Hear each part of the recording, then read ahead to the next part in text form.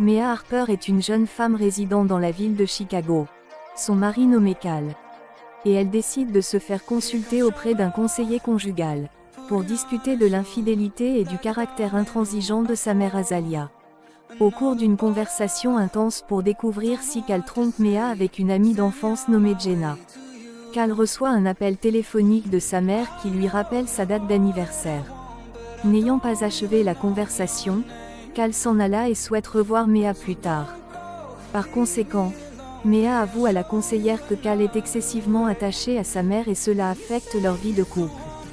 Plus tard, alors que Mea se rend dans un restaurant pour assister à l'anniversaire de sa belle-mère, elle fait la rencontre de son amie Maddie qui tient à ce qu'elle soit la représentante d'une convive appelée Zier. Bien qu'elle ait refusé, les flatteries polies de Maddie ont persuadé Mea de contacter Zier pour pouvoir prendre rendez-vous le lendemain au bureau. Se tenant dans la salle, la mère de Cal est très attachée à son fils et souhaite que Jenna soit sa belle-fille. Lors de la remise des cadeaux, Cal offre à sa mère une montre de valeur au nom de sa femme et lui. Cependant, Mea n'avait aucune idée qu'un cadeau devrait être offert à la mère de Cal. Lorsqu'ils sortirent du restaurant, le beau-frère de Mea qui est procureur appelé Ray Osorne déclare à haute voix qu'il doit se débarrasser des tableaux de sa femme Charlize qu'elle a reçus de l'artiste Zier. Car il tient à le poursuivre en justice pour le crime de sa petite amie Edie. Étant sur le chemin retour, Mea exprime son désarroi envers Cal pour avoir offert à sa mère une montre très coûteuse, mais aussi le fait d'être humilié devant Jenna. Cal réplique en lui disant que sa mère est très souffrante et mérite son attention malgré ses quelques jours de vie restants. Cal mentionne aussi que Jenna ne pourra la remplacer quoi qu'il arrive. Mea est une jeune avocate de la défense que Zier contacte pour prendre en charge son dossier. Après la séance de boxe de Mea et Charlize, Mea envisage de défendre Zier. Charlize la convient de ne pas le faire mais elle ne le fait pas. Pendant la soirée, Cal remarque Mea en train de lire le dossier de Zier mais Cal le prend et souligne qu'elle ne devrait pas prendre sa défense. Mea stipule que Zier est au chômage depuis plus de 8 mois et qu'il ne dispose pas assez de moyens pour se tirer d'affaire. Il s'avère que Cal ait perdu son emploi d'anesthésiste à cause de sa consommation de drogue. Et que Mea verse de l'argent à Ray pour soigner le cancer d'Azalia, pour lequel elle ne bénéficie d'aucune assurance. Elle lui donne la possibilité de consulter le cas de Zier ou de révéler sa situation de chômage à sa famille. Mais il préfère s'en aller, pour ne pas se faire remarquer dans la rue. Mea préfère rencontrer Zier dans son atelier d'artiste. Ce dernier lui raconte sa relation amoureuse avec Edie, une fille d'origine mexicaine qu'il a rencontrée alors qu'il travaillait comme serveur dans une boîte en Italie. Tous les deux ont partagé 6 mois de bonheur avant qu'une situation l'arrache brutalement la vie. Par la suite, Mea discute du dossier portant sur des accusations contre lui qui comprend des gènes et les ADN qui renvoient aux traits de la personne de Edie. Alors que Mea lui demande des explications à propos de cet événement, il s'énerve. Mea lui montre également une vidéo de Edie déclarant sa peur d'être tuée par Zier. Et finalement elle dévoile une assurance vie de 3 millions de dollars. Zier considère ceci comme un ridicule.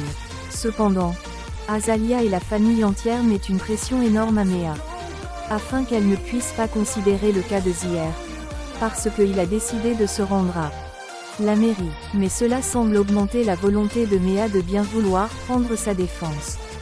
Au cours d'une conversation entre Ray, Mea et le juge qui contrôlera l'affaire, il recommande aux deux qui sont beau-frère et belle-sœur de bien vouloir participer. Par la suite, Mea demanda à son ami détective privé Jimmy de faire passer un interrogatoire à Zier. Ce dernier pense que Zier ne soit pas assez véridique, car selon lui, il cacherait certaines informations. Il se rend au Mexique pour enquêter sur le cas de Edie.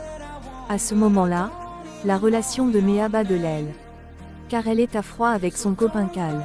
Mea développe soudainement des sentiments pour Zier. Mea et Zier dorment sous la couette, après que Jimmy les fait comprendre que Cal la trompe avec une autre femme. Alors que à cet instant Cal rend visite à sa mère dans une salle de chimiothérapie. Culpabilisant d'elle-même, elle suggère un autre avocat à Zier. Désemparée, Mea avoue à Jimmy qu'il la convainc de parler avec le témoin de moralité contre les accusations portées à l'égard de Zier. Renée, qui est la propriétaire d'une galerie, est la femme la plus âgée avec qui il a partagé des moments.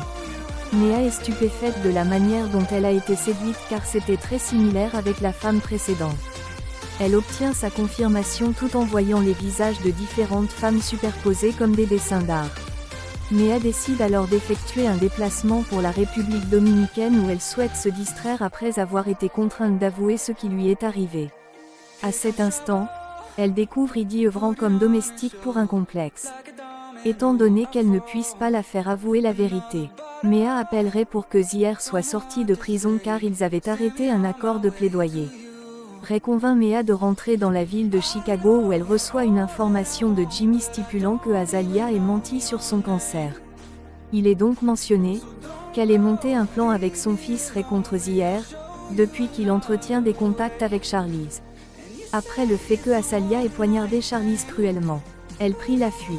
À cet instant, Méa tente de fuir la maison, tandis que Ray et Azalia la courent après.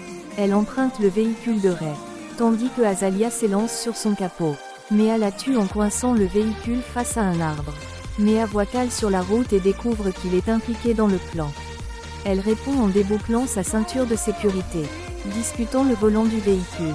Il finit par être projeté par le pare-brise et meurt. Le film se termine car Ray est arrêté, tandis que Zier est innocentée et demande à revoir Méa, mais elle l'ignore. Si vous aimez ce résumé, n'hésitez pas à vous abonner sur la chaîne. On se dit à bientôt pour de nouvelles aventures plus alléchantes.